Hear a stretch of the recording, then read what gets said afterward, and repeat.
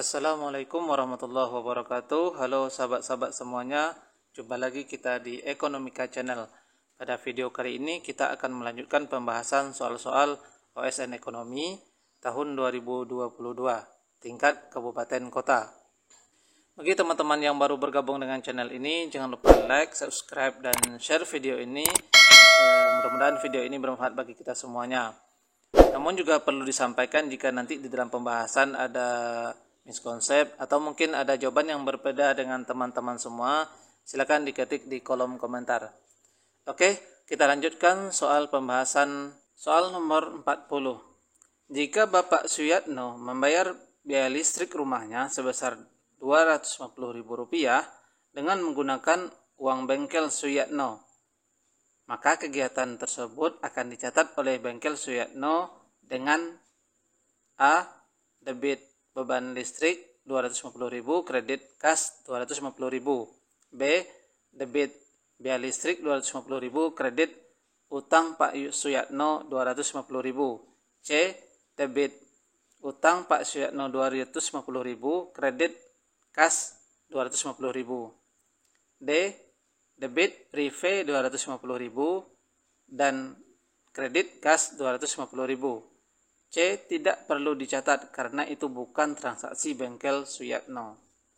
Jadi di soal nomor 40 ini katanya bahwa Pak Suyatno membayar listrik rumahnya itu dengan menggunakan uang bengkel ya. Kita mengetahui dalam perusahaan jasa kita mengenal istilah ada bagian uang perusahaan yang digunakan untuk kepentingan pribadi. Kita sebut dengan istilah prive. Berarti untuk soal nomor 40 itu jawabannya adalah yang prive debitnya ya. Berarti ya jawabannya adalah yang D. Debit prive Rp250.000, kreditnya kas Rp250.000. Next, soal nomor 41. Bapak Adi sebagai pemilik perusahaan Ading Makmur melakukan pembelian aset tetap berupa mesin dan biaya yang dikeluarkan adalah 1. Harga beli mesin Rp20 juta. 2. Pajak pertambahan nilai atau PPN mesin Rp2 juta. 3. Biaya transportasi pengiriman mesin ke pabrik Rp150.000. 4. Kontrak perawatan mesin selama 1 tahun Rp150.000. 5. Biaya setup mesin di lokasi pabrik Rp150.000. Seluruh pengeluaran tersebut dibayar tunai oleh Bapak Adi dengan menggunakan uang pribadi Bapak Adi. Jurnal pencatatan untuk pembelian mesin tersebut oleh perusahaan Adi Makmur adalah A. Mesin debit Rp22.450.000, kredit kas Rp22.450.000. B. Debit mesin Rp22.450.000, kreditnya utang Rp22.450.000. C. Debit mesin Rp22.300.000, kredit kas Rp22.300.000. D. Debit mesin Rp22.300.000 dan kredit utang Rp22.300.000. Jadi dari soal ini kita ketahui bahwa Bapak Adi merupakan pemilik perusahaan Adi Makmur. Ia melakukan pembelian mesin ya dengan pengeluaran sebagai berikut ini, baik berupa harga beli, PPN, transport, kontrak perawatan, dan biaya setup mesin. Nah, jadi yang dikatakan sebagai harga beli mesin ya. Jadi kita ketahui bahwa harga beli mesin yang dimaksud di sini adalah harga atau biaya yang dikeluarkan oleh Bapak Adi sampai mesin itu sampai di perusahaan begitu. Nah, jadi kita katakan di sini bahwa yang termasuk bagian dari harga beli tersebut pertama jelas ya harga mesin tersebut ya, PPN termasuk, kemudian biaya pengiriman juga termasuk, kemudian kontrak mesin, kemudian untuk biaya setup mesin di lokasi pabrik ini sebenarnya bukan bagian dari perhitungan dari harga beli atau harga perolehan dari mesin ya. Jadi sebenarnya ini tidak dicatat. Nah, maka kalau kita jumlahkan harga mesin itu adalah sebanyak 20 juta tambah 2, 22 juta tambah 150, 300.000, berarti 22 juta 300.000. Maka untuk nomor 41 itu jawabannya adalah 22.300. Berarti yang C ya, debit mesin 22.300, kreditnya kas. Kalau yang D salahnya di utang, dia bukan hutang tapi dibayar tunai oleh Pak Adi. Maka nomor 41 jawabannya adalah yang C. Next, soal nomor 42. Perusahaan dagang Amira berhasil menjual 1 unit barang dagang dengan harga 20 juta rupiah. Setelah transaksi tersebut, perusahaan dagang Amira memiliki 2 unit barang serupa dengan harga perolehan masing-masing 10 juta. Dari informasi tersebut, maka perusahaan Amira memiliki. Jadi, tanpa kita membacakan optionnya, kita ketahui terlebih dahulu bahwa perusahaan tersebut berhasil menjual 1 unit barang dagang ya. Berarti 1 unit barang dagang itu dijual dengan Rp 20 juta. Berarti ini merupakan penjualan. Jadi penjualannya adalah Rp 20 juta untuk 1 unit barang.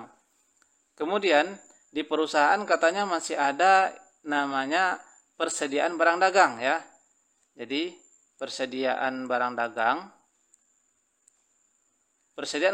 itu harga ada 2 buah unit ya. 1 unit itu harganya adalah 20 juta. Berarti dikatakan di sini bahwa perusahaan dagang Amira itu memiliki Rp 20 juta untuk persediaan barang dagang yang ada. Nah, tadi di awal soal ada perusahaan dagang 1 unit yang dijual dengan harga 20 juta. Jadi kita tambahkan di sini 1 unit lagi. Kita ingat persediaan barang dagang itu nilainya adalah 10 juta per unit. Berarti tambah lagi 10 juta. Jadi total seluruhnya awalnya ini ya, ini atau dengan bahasa lain ini persediaan barang dagang awal. Persediaan barang dagang awal itu jumlahnya adalah 30 juta. Dan barang yang terjual berarti ada namanya HPP nanti ya. Jadi HPP dari barang yang terjual itu adalah sebesar persediaan yang dijual begitu, yaitu sebanyak 10 juta. Jadi artinya di sini ada penjualan sebanyak 20 juta, berarti A benar, B benar, C benar, D benar, dan E juga benar begitu. Kemudian persediaan awalnya, jadi sebelum barang terjual berarti ada persediaan barang dagang yang dimiliki oleh PD Amira, yaitu sebanyak 30 juta. Berarti persediaan awalnya itu 30 juta. Berarti yang A salah, C juga salah, kemudian D juga salah. Oke. Jadi A, C, D salah. Next, kita lanjutkan harga pokok penjualan. Di sini harusnya diganti bukan beban ya, tapi di sini kita ganti harga.